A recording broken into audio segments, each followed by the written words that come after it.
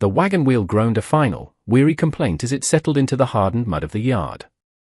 From the doorway of the cabin, he watched her descend, a woman made of little more than shadow and bone, clutching a small bundle to her chest as if it were the last warmth left in the world. Gideon was a man built of timber and stone, a giant whose solitude was so complete the townsfolk spoke of him in whispers, a creature of the mountain more than a man. He had paid for a housekeeper, a transaction as cold and practical as trading pelts for flour. He expected calloused hands and a bowed head. He did not expect the stillness in her eyes, a quiet depth that had seen too much of the world's cruelty and had refused to be broken by it. Her name was Ada, and the bundle was her daughter, Rose. The arrangement was laid bare between them in the frigid air, unspoken but absolute. She would work for shelter. He would provide it. There would be no sentiment. His home was a shell, a place where grief had long ago scoured away any trace of comfort. He had no warmth to offer, for his own heart was a frozen, barren thing, a landscape of ice and memory he never allowed anyone to cross. He simply nodded once, a curt, dismissive gesture, and retreated back into the gloom of the cabin, leaving her standing under the vast, indifferent sky. He was offering a roof, not a refuge. The first night was a symphony of silence, broken only by the mournful scrape of wind against the log walls and the soft, rhythmic breathing of the infant. Ada moved through the single room with a ghostly quietness, finding a corner for her meager belongings and fashioning a small bed for Rose from a crate and her own shawl. The cabin was immaculately clean but sterile, the air thin and cold with disuse. It was the home of a man who did not live, but merely existed. A tin plate and a single cup sat by the cold hearth. A rifle leaned against the wall, its polished wood the only object that seemed to hold any life. Gideon sat in a worn chair in the deepest shadows, a looming shape that was more presence than person. He did not speak, did not acknowledge her beyond a glance. He was a sentinel guarding a tomb, and she and her child were unwelcome ghosts. Ada hummed a low, fractured lullaby to her daughter, the sound so fragile it seemed to shatter against the oppressive stillness. For a moment, Gideon's hand tightened on the arm of his chair. A sound like that had not been heard within these walls for years, a lifetime ago. It was an intrusion, a flicker of light in a place he had deliberately kept dark, and he felt a cold, unfamiliar resentment stir within him. He wanted the silence back. It was his penance, his shield. But the soft humming continued, a thread of gentle defiance against the crushing weight of his sorrow. Days bled into weeks, each one marked by the quiet, relentless rhythm of Ada's work. She did not speak to him, did not ask for his help or his permission. She simply began to reclaim the cabin from the ghosts that possessed it. She scrubbed the soot from the stones of the hearth until they shone, mended the threadbare curtains with neat, invisible stitches, and coaxed a stubborn, pale light into the dusty corners. The scent of wood smoke and old sorrow was slowly replaced by the aroma of baking bread and wild herbs she gathered from the edge of the woods. She moved with a silent grace, her hands never idle. She mended a tear in his coat, leaving it folded on his chair without a word. She found a cracked ceramic mug, and instead of discarding it, she carefully sealed the fracture with pine pitch, its imperfection a testament to her belief that nothing was too broken to be made useful again. Each small act was a chipping away at the fortress of his isolation. He watched her from his chair, a silent observer of this quiet transformation. He had built these walls to keep the world out, to protect the raw, festering wound of his past. But she was not tearing them down. She was simply planting a garden at their base, tending it with a patience that was more powerful than any siege. He felt the foundations of his grief begin to shift, disturbed by the persistent, growing warmth she brought into his world. Gideon found himself tracking her movements, the small rituals of her day. The way she tested the heat of the stove with a wetted finger, the soft frown of concentration on her face as she rocked her child, the gentle way she spoke to the herbs she planted in a small box on the windowsill. He had forgotten what life looked like. He had forgotten the simple, steady beat of a functioning home. One evening, he returned from checking his traps to find a fire crackling in the hearth, a thick stew bubbling in the pot, and his mended coat hanging by the door. He stopped, framed in the doorway, a behemoth caught off guard by a feeling so alien he could not name it. It felt like coming home, a sensation he had long since buried with his wife and son. He looked at Ada, who merely glanced up from her sewing before returning to her work, her expression unreadable.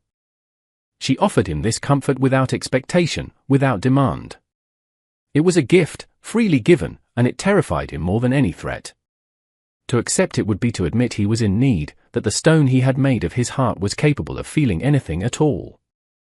He ate the stew in silence, but the warmth of it spread through him, a traitorous heat that had nothing to do with the fire. The ice was not cracking, but it was beginning to sweat, the thaw coming from a place deep within him he thought had frozen solid forever. The breaking point arrived not as a dramatic confrontation, but as a thin, reedy wail that cut through the cabin's heavy silence. For hours, the baby Rose had been crying, a raw, inconsolable sound of distress that frayed the edges of the day. Ada walked the floorboards, her own face etched with exhaustion, her gentle rocking and soft lullabies failing to soothe the child. Gideon remained in his corner, a stone statue, the noise grating on him, digging up memories he fought to keep buried. The sound of a crying child was the sound of his own failure, the echo of a loss so profound it had unmade him. He tried to block it out, to retreat further into his cold shell, but the sound was relentless. Finally, unable to bear Ada's weary desperation any longer, he stood.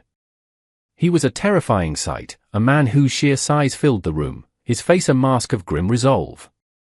He lumbered towards her, and Ada flinched, instinctively pulling the child closer.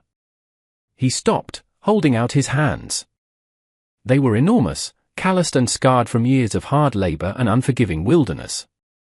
They looked as if they could crush granite. Without a word, he waited. Ada hesitated for only a second before her exhaustion won. She carefully placed the wailing infant into his massive palms.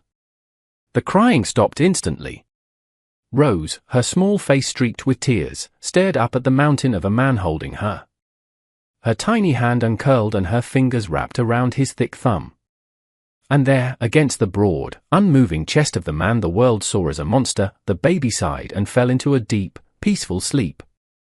Gideon stood frozen, the fragile warmth of the child seeping through his shirt, a searing heat against the ice of his heart. As if summoned by the shift in the cabin's emotional climate, the world outside decided to turn. The sky darkened to a slate gray, and a bitter wind began to claw at the cabin, its howl a prelude to the blizzard that would follow.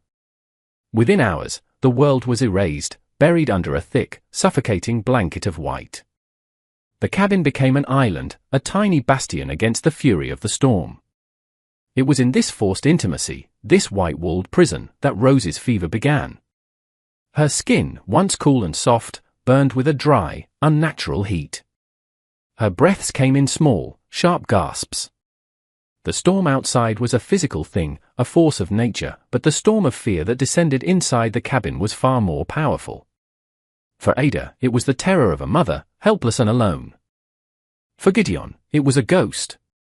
He had seen this fever before. He had felt this same helpless dread as he watched the life fade from his own son. The past he had so carefully walled off came rushing back, and for the first time in years, the stone giant felt the sharp, brutal sting of fear, not for himself, but for the tiny life he had held in his hands only days before. He and Ada were no longer two separate souls sharing a space, they were two people bound by a single, desperate purpose, to keep a fragile flame from being extinguished by the encroaching dark. They worked together through the long, howling night, a silent, frantic pact forged in the flickering firelight. He kept the hearth roaring, venturing into the blinding storm for more wood, his huge frame a bulwark against the wind. He melted snow, his hand steady despite the tremor he felt deep inside. Ada never left the child's side, bathing her forehead with cool cloths, whispering reassurances that were prayers. The silence between them was no longer one of distance, but of shared, desperate focus. As dawn approached, with the storm still raging and the fever unbroken, the walls they had maintained between them finally crumbled into dust. She spoke first, her voice a raw whisper. She told him of her husband, a good man taken by cholera on the trail west, of the whispered judgments of the wagon train, of the fear of being a woman alone with a child in a world that had no place for them. Then, in a voice rough from years of disuse, Gideon spoke. He told her of his Anna, and of little Thomas. He spoke of the fever that had swept through their homestead like a prairie fire, leaving him standing in a world of ash. He described the silence that had followed, a silence so complete he had decided to become a part of it, retreating to this mountain where he could be as cold and empty as his heart. In that dark, storm-tossed cabin, their two immense sorrows met, not to compound the grief, but to finally share its terrible weight. The blizzard broke on the third day, leaving a world of pristine, blinding white. Rose's fever had broken with it, leaving her weak but blessedly cool. The cabin was nearly out of flour, and their small stock of medicinal herbs was gone. A trip to the town of Redemption was a necessity. The journey was slow, the air crisp and cold.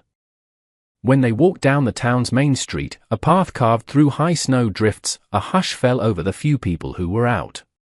They stared, first at the hulking figure of Gideon, then at the pale woman walking beside him, the sleeping child bundled in her arms. From the door of the mercantile, a man emerged, his face a sneer of smug authority. It was Marcus, her late husband's brother. "Ada," he said, his voice loud enough for all to hear. "The Lord has seen fit to deliver you from the wilderness. The child and you will come with me. It is your duty." He reached for her arm, his eyes filled with a greedy, proprietary light. He saw her not as family, but as an asset, a pair of hands to work his farm and a child to be molded. The town watched, a silent jury, their faces a mixture of pity and morbid curiosity. They had all heard the whispers about Gideon, the beast of the mountain. They expected him to do nothing, or to react with brutish violence. They waited for the widow's sad story to take another tragic turn. Gideon did not roar. He did not raise his fists. He simply moved, placing his body between Ada and Marcus with a quiet finality that was more intimidating than any threat. He was no longer a stooped recluse, he stood to his full, formidable height, an immovable object of pure resolve. His shadow engulfed Marcus, plunging him into a sudden, chilling darkness. The air crackled with a tension that had nothing to do with the cold. Marcus looked up into Gideon's face and saw not the vacant eyes of a hermit, but the sharp, clear gaze of a protector. It was a look that spoke of lines drawn and boundaries set. "She is with me," Gideon said. His voice was a low rumble, not of anger, but of absolute certainty, a geological fact. The words hung in the frozen air, a declaration that echoed off the silent storefronts. It was a claim, a shield, a promise. Marcus, for all his bluster, was a coward. He saw in Gideon's eyes a conviction he could never match. He stammered, took a half-step back, and then melted back into the crowd, his authority shattered. The townspeople stared, their understanding of the mountain man irrevocably altered. Inside the store, Gideon purchased their supplies. Just before they left, his gaze fell upon a small, simple silver locket behind the glass counter.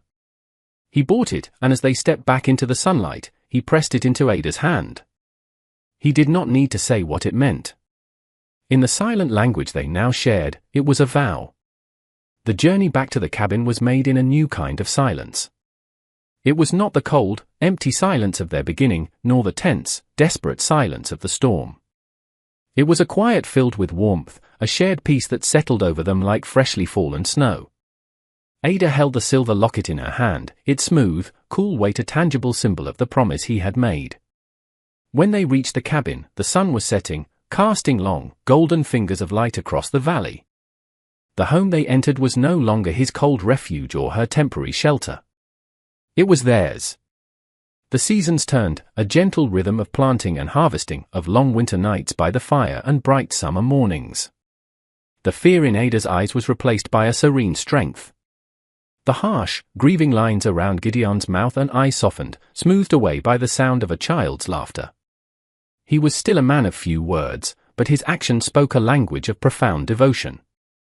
He carved intricate animals for Rose from scraps of pine, his massive hands, once tools of survival, now instruments of joy. He taught her the names of the birds and the secrets of the forest. Ada filled the home with life, with the scent of baking and the sound of her humming, no longer a fractured, lonely tune, but a melody of deep contentment. He had been a man entombed by his past, a mountain who believed his heart was nothing more than cold stone. But a resilient woman and her child had shown him that even the hardest stone could be worn away by the patient, persistent love of a family, proving that the greatest strength was found not in a man's size, but in the gentle weight of a child in his arms and the quiet presence of a woman who had taught him how to live again.